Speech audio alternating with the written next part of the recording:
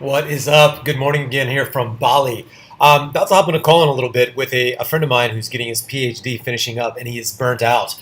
Actually, the reason I came here to Bali, just really burnt out. Some as you know, after the last Tony Robbins event, I spent 6 weeks in bed, sleeping 15 hours a day. And I have a kinesiology and nutrition degree, and one of my biggest passions has been health and fitness. But with that, more than just passion, obsession. I've really pushed on the yang side of things, really that driving energy and not really taking the time to heal. So doing some yoga, really getting into some Chinese herbs, replenishing my Jing. And if you're not familiar with these, the three masters of energy healing, basically there's Jing energy, Qi energy, and then there's Shin energy. And the three ways that I really think about breaking these down that were explained to me is that if you think about the metaphor of a candle, the Jing energy is like the wax of the candle in the wick.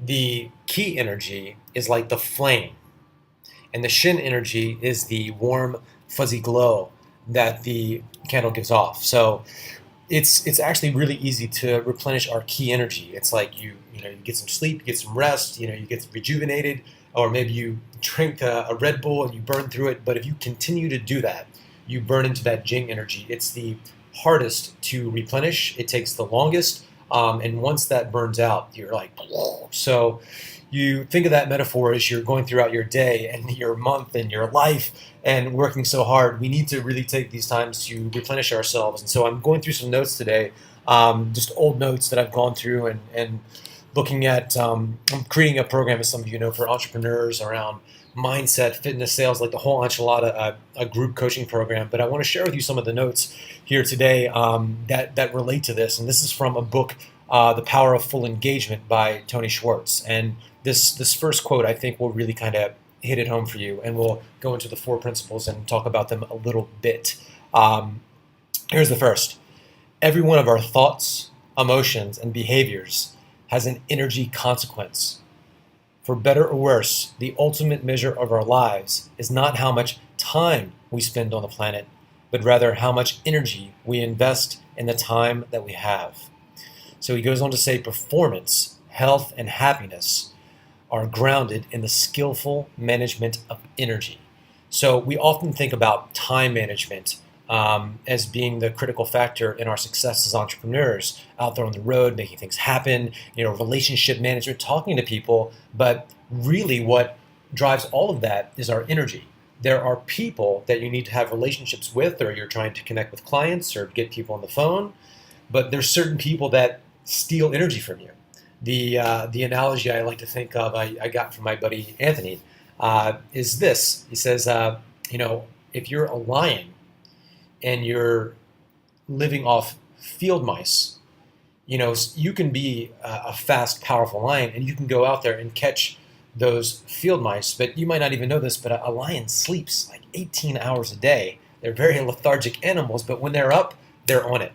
But if a lion has to sustain himself with all these little field mice, it actually takes him more energy to catch the mouse than he would actually get caloric intake from that mouse. So he could be hunting all day and be very successful, but starve to death. So there might be people in your life. There might be, a messy room. There might be 1,000 things that you've committed to, over-committed to yourself, things that you want to do. They're sounding good in the moment, but are actually drawing your energy, are taking away your energy, drawing energy from you. And you've gotten into these projects, these courses, these relationships, these businesses, these side projects to have something happen to fill your life with energy or meaning or fulfillment or relationships, but they're actually drawing energy from you because they're incomplete. Looking at a lot of the incompletes in your life with people, relationships, conversations that those things that are unsaid. Sometimes you have resentments towards people, and sometimes it just takes a conversation to clear the air, to forgive yourself, to forgive them, because these things can be, energy drains. There's, as we'll discover, there's many different types of energy: chemical, physical, mental, emotional, spiritual, and we'll go into these four principles and talk about them a little bit here. Principle one: full engagement requires drawing on four separate but related energy sources of energy: physical, emotional, mental, and spiritual. physical, mental, emotional, spiritual. So physical energy with working out. Yes, we need to do our morning routines, but your workout plan, it should actually give you energy. You should work out, once a week. Do something where you lift something heavy. Do some kind of mobility, at least once a week. I do every day. Do something where you do something cardio based. Maybe you just take a long walk. So you want to be able to mix it up where it keeps it mentally engaging for you. But a lot of you guys work out and people kill themselves. If you're a bodybuilder or if you're a professional athlete, yes, you need to push it like that consistently, but they've got teams of people working on them. A lot of people are, working out in a way that's draining them. And what I often say for my seven-figure body business to my clients is this. I say, these people that you follow, often the purpose of their life is to be fit and healthy. Their whole life revolves around looking a certain way, to be fit, healthy. You and I are actually meant for so much more than that. You are so much more capable of that. The purpose of your life and my life is not to be fit and healthy, but let's be fit and healthy to live the purpose of our lives. So what I'm saying is we need to have perspective on some of the things in our life. And with these other three areas as well, mental, emotional, your relationships. What do we got here? Spiritual. These should all be things, your thoughts could be giving you energy or draining your energy. Your emotions, your mentality, your psychology, even your spiritual beliefs. These things about believing why you're here. These things should fuel you. When you think about these things, maybe you read some scripture, maybe you go through the Bhagavad Gita, you hear these stories about Arjuna, or these people that have overcome massive challenges in your life, and these stories can fulfill you. But if you've got a stack of books, like I used to, by your bed, and you're reading things, and you're going through the book. See, a lot of people even can get information. They read books to say that they got through the book. So they're going through the book for information's sake.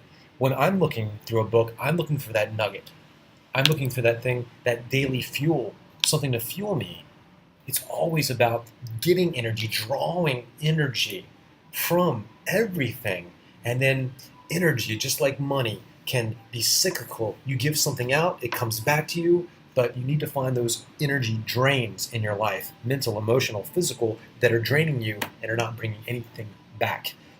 Second principle here, because energy diminishes both with overuse and underuse, we must balance energy expenditure with intermittent energy renewal. What he's saying here is taking breaks. All in, all out. There's a really popular concept here in fitness. There's you've heard of high intensity training. What is it? HIIT, high intensity interval training. That's what it is. So you go full on, you take a break. Full on, you take a break. So you work for a minute, then you take a 30-second break. And so this needs to be consistent. When you follow certain people, it seems like they're superhuman because they have big teams. And there are a few people that are superhuman. Tony Robbins, for example. He's on stage 15 hours a day. He's got an entire team working on him. But he's got like 3 times the growth hormone as a normal human being. I almost killed myself trying to not only keep up with Tony Robbins, but I was like, I'm going to beat this guy. I need to learn everything he has. Tony's a stud. He's drawing on a lot of these energy forces, though, and he's figured a lot of this out. But with even the spiritual energy, people like Donnie Epstein, the network chiropractic, he's got a lot of resources fueling that energy for him, and he's very protective of that energy. He's got amazing psychological routines that keep him in that state, and physiological routines. So let's just jump into principle 3. To build capacity, we must push beyond our normal limits, training the same systematic way that elite athletes do. So when they train, imagine a container. So sometimes when you do train, you've got your edge. You want to push and expand your edge. You want to expand that container. You want to push it out, and then you rest. So you're seeking not only to when you do work, when you do engage, when you are into that mental place, not to the place of burnout, where you just push and push and push, because it becomes like a zero-sum game, or zero return on your investment, or the return on your investment diminishes after a point. So you push and you push and you push and you expand, rest. So that's what he's saying there. So to build this capacity, you have a certain capacity, and you're capable of so much more than you know. We all are. But the way that we've set up the game of work, of energy expenditure, is not a game to win. So You expand that capacity, and your mind is always focused on expanding capacity and your ability to influence, to communicate, to love, to learn, to grow. You're always expanding who you are. Fourth principle here, and this is the last. Positive energy rituals, highly specific routines for managing energy, are the key to full engagement and sustained high performance. So you've got to have something that I've done quite recently, more and more, that I never thought I would do is meditation. And yes, I know the benefits, but I didn't see the benefits for a long time. I'm doing it even if it's just 5 conscious breaths. You can do this in your car. You can do this driving. I've done it. I have a driver here in Bali, and often I'll tell him I'm going to take 5 minutes sitting here and close my eyes and just connect.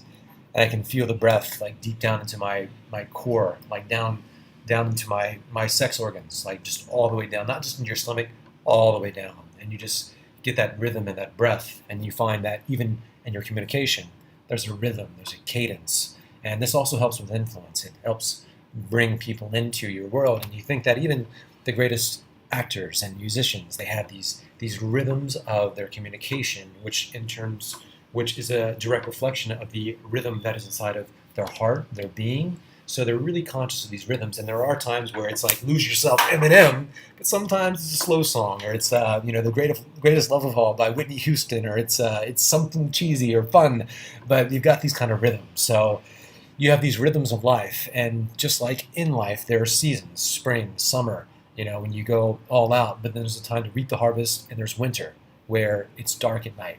You sleep more, ideally, unless you're on your devices. So realize the game of life, the way that nature works, is there are these rhythms that we need to get into. And so he says here, positive energy rituals. What are your positive energy rituals? You got to have them. And if you're working like my friend, getting his PhD, highly competitive environment, you've got to really, look at some of the relationships that might be draining you, some of the things in your life that could be draining your energy, and make some changes there. So anyway, this went a little bit longer than I wanted, but hopefully this will still upload. All right, bye-bye.